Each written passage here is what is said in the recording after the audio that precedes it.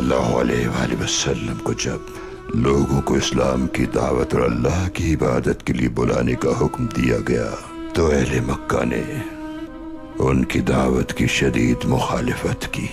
जैसे ही पैगंबर ने फरमाया अल्लाह एक है और उसी ने हमें पैदा किया है, उसके सिवा माबूद नहीं कोई, हमें सिर्फ उसी की इबादत करनी चाहिए, तो अहले मक्का उनकी जान के दुश्मन हो गए। अजदाद के मजहब के खिलाफ जाना आसान न था उनके लिए, वो साजिशें करने लगे। लेकिन जब वो लोग पैगंबर की हौसला शिकनी न कर सके तो कहने लगे काश कोई ऐसा आ जाए कि हम सबको मोहम्मद के इस दीन से बचा ले। और फिर कोई आ गया, उमर इब्नुल खत्ताब। वो एक बहादुर और निडर नौजवान थे। मैं करूंगा ये काम, उन्होंने कहा। अगर कोई हमारे आबा अजदाद के मजहब को न माने और उसकी मुखालिफत करे तो मक्के को इंतशार से बचाने के लिए उसे कत्ल करना मेरा फर्ज है।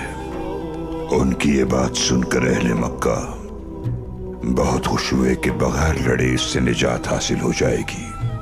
और फिर उमर ने अपनी तलवार उठाई और पैगंबर के कत्ल के इरादे से निकल खड़े हुए। लेकिन उन्हें इल्म नहीं था कि अल्लाह ने उनके लिए कुछ और तय कर रखा है।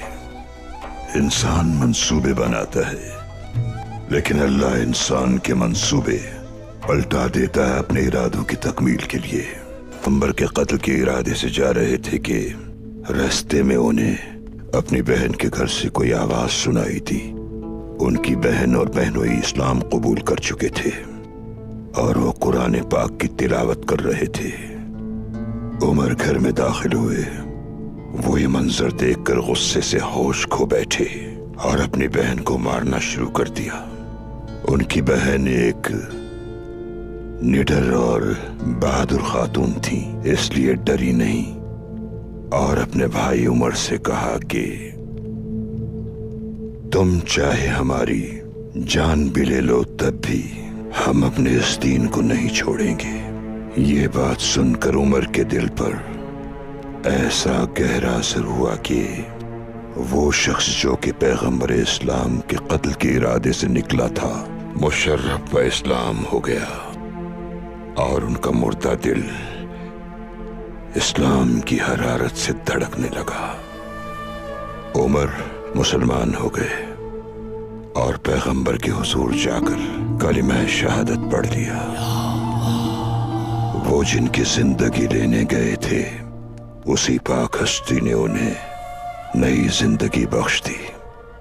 वो जिंदा को मुर्दा कर सकता है और मुर्दा को जिंदा करके ईमान अता कर सकता है। इंसान अल्लाह का ऐसा मुकर्रब बन जाए कि उसका कातिल भी उसके ताबे हो जाए।